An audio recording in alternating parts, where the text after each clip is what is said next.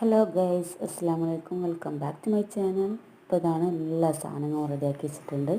ഇതാ പഴം നുറുക്കി വെച്ചേക്ക് പഞ്ചസാര ഇടയെടുത്ത് ഏലക്കായി ആഡ് ചെയ്തെടുത്ത് മിക്സ് ചെയ്തെടുത്ത് ബൗളിലേക്ക് ആക്കിയതിന് ശേഷം ഇതിലേക്ക് നമുക്ക് കോൺഫ്ലവർ ആഡ് ചെയ്തെടുത്തു.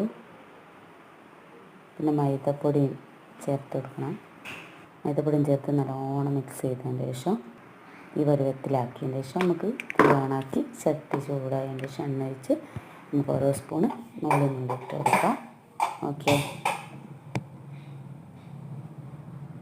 ഗോൾഡൻ കളറാവുന്ന സമയത്ത് തിരിച്ചിട്ട് കൊടുത്താൽ നല്ല ഉഷാറായിരിക്കും. കാണാൻ നല്ല ഭംഗിയുണ്ട്, കഴിക്കാൻ നല്ല ടേസ്റ്റാണ്. പെട്ടെന്ന് നമുക്ക് ഉണ്ടാക്കി തീർക്കാം.